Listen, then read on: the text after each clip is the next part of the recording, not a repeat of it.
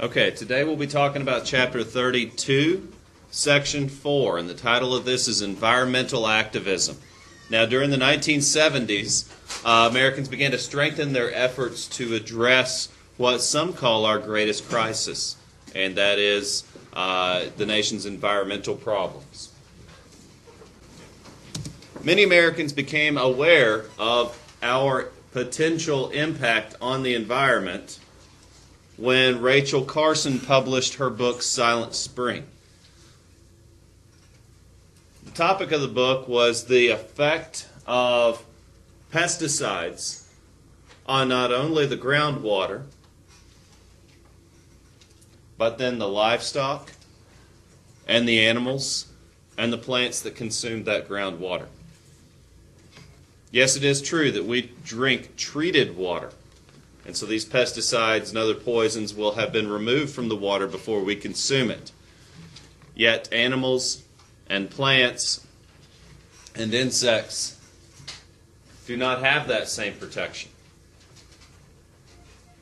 which is why the book is titled Silent Spring, imagining a dark future where we don't hear the chirping of crickets or the singing of birds or the sound of animals. It became a nationwide bestseller. In fact, it led the Kennedy administration to establish a presidential advisory committee investigating mankind's potential impact in a harmful way on the environment. Chemical companies, big surprise, threatened that the claims in the book were inaccurate. They formed crack legal teams threatening lawsuits unless Rachel Carson retracted her statements. She refused to. She stood her ground against the chemical companies and their lobbyists, and it began a national focus on environmental issues. From here, it appears conservationists have done a good job, and in fact they have. Much of America is still America the Beautiful, and compared to most countries, we do a superb job of caring for our environment. In the 1960s, though, a new debate erupted, beyond wildlife, beyond wilderness. It was a debate about just one species, us.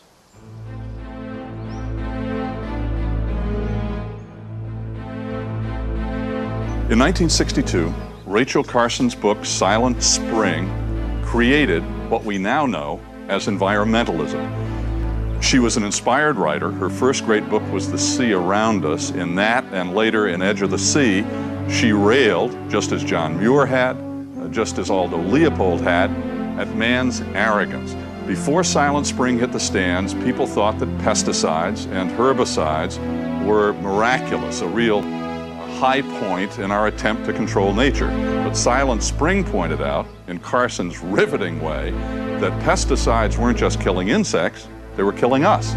Rachel Carson's warnings about pesticides are now almost universally accepted, but her more comprehensive ideas about man's capacity to prevail are not. I truly believe that we in this generation must come to terms with nature. And I think we're challenged, as mankind has never been challenged before, to prove our maturity and our mastery, not of nature, but of ourselves. Carson died of cancer at 56.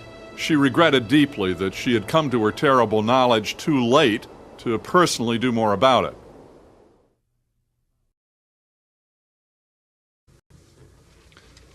Perhaps one of the most tangible results of her book was a day celebrated to promote awareness of our impact on our planet, and that is National Earth Day, celebrated each year, highlighting environmental awareness, and it was begun in 1970.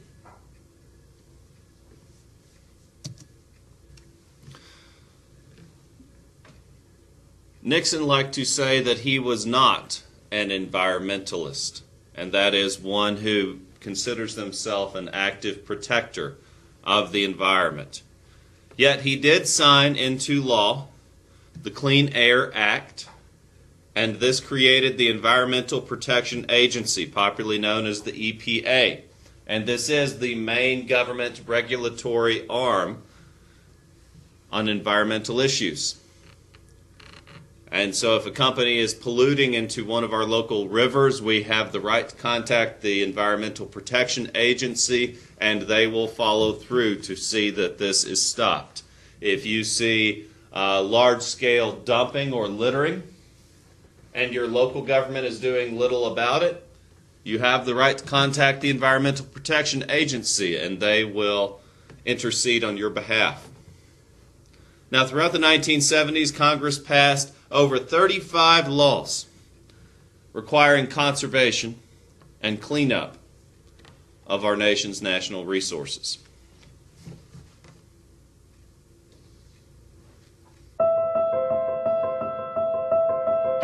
With climate change, we face a choice: action or inaction.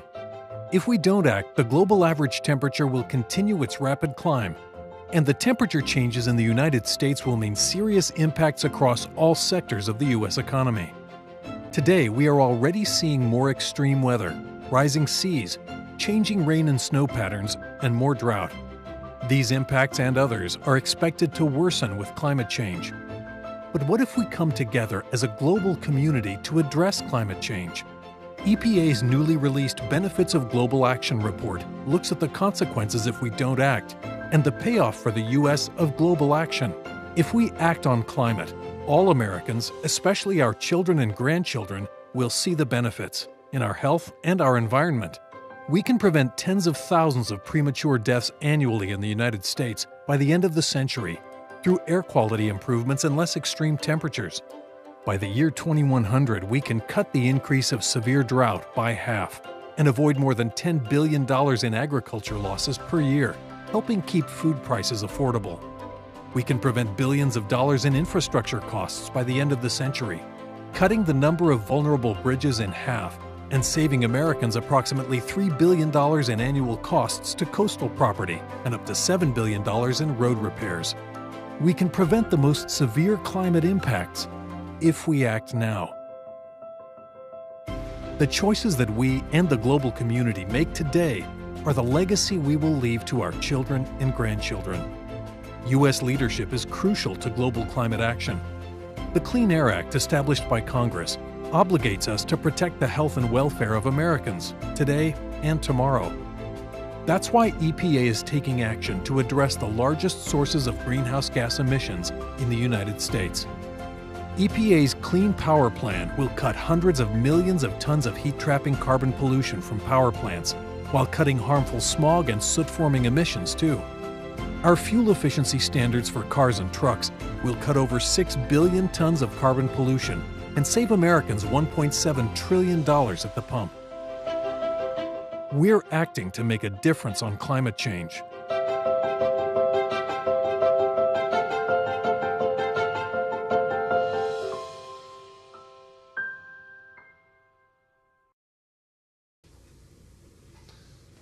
One of the issues forefront in this debate was a potential pipeline.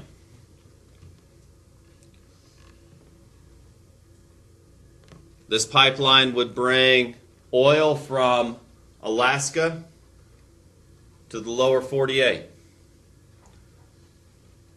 The debate focused on the balance between economic progress and environmental conservation. The company wanting to build the pipeline argued this would create jobs and generate revenue.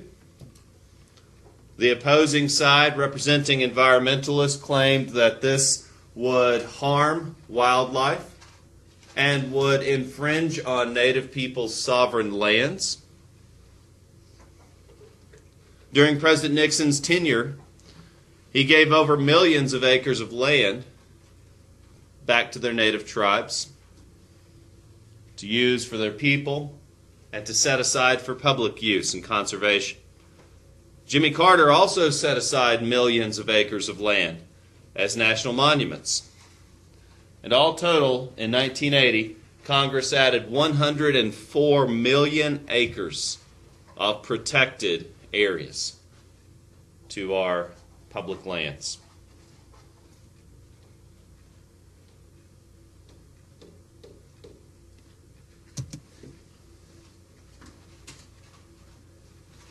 The next issue in the conservation movement is that of nuclear energy. Many people from the 1970s forward have considered nuclear energy as a viable alternative to foreign oil.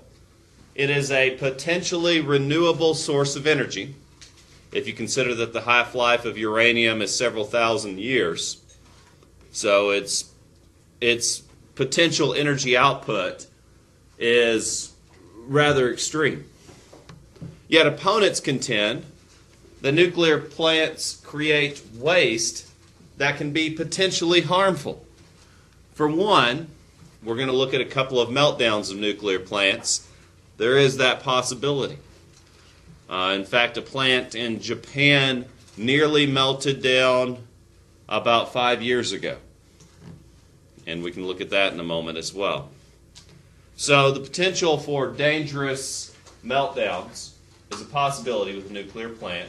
The nearest one is about 100 miles from us, much closer if you think as the crow flies. So meltdowns could impact us in this community.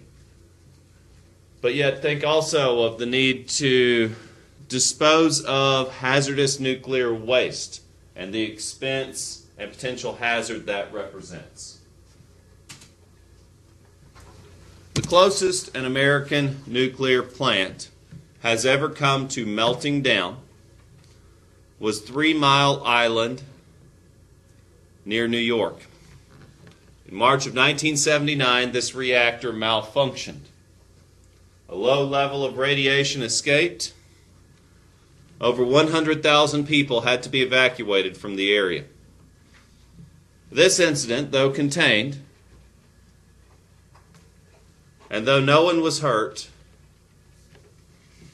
kindled a debate over nuclear safety. What if 3 Mile Island had become another Chernobyl? What if these 100,000 people had not been evacuated in time? And why would people want to live near something that potentially dangerous?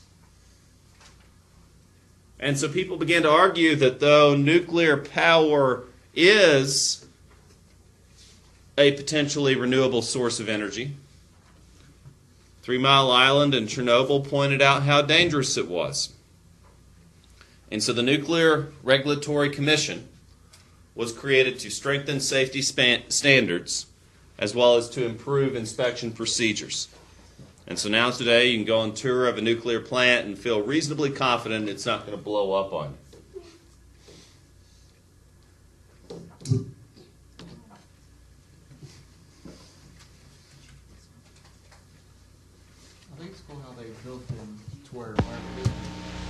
A billion-dollar plant sits on an island in the Susquehanna River 10 miles southeast of Harrisburg. It was immediately sealed off, and authorities say it will stay closed until state and federal officials finish their investigation. The nearest residents, about 200 yards away across the river, were not evacuated. Workers who were in the plant at the time of the accident are being examined. Some may have been contaminated. The accident occurred when a valve blew out of a water pump that cools a nuclear reactor. Authorities say some radioactive steam escaped into the atmosphere. One official said readings taken at the plant showed less radiation present than a person would absorb from a chest X-ray. But a later check showed higher readings. The accident automatically shut down the nuclear reactor, but not before the radioactive steam had leaked out. Joe Templeton, ABC News. Now, in the 1970s, the environmental movement gained a lot of popular support. You know, today we are more conscious of our impact on the environment and our potential to do harm than our previous generations. Yet, there is still a lot of money being spent on propaganda by companies hoping to minimize awareness of our impact on the environment. There's a lot of money being spent to try to dispel the concept of global warming. There's a lot of propaganda being pushed out by people trying to claim that we do not have a significant impact on our environment. These opponents are protesting an economic impact, the loss of jobs, the loss of revenues for their corporations. And so ever since, we've had this conversation attempting to balance environmental conservation with jobs and progress. And we can point to a few environmental disasters, such as the recent Event Horizon Gulf spill by BP in the Gulf Coast. The largest oil spill in history occurred when an oil well off the shore of the Gulf Coast exploded. It ruptured and then killed several, and BP was at fault. They've paid out large sums of money, and they are still in operation, though they are responsible for one of the largest environmental disasters in history.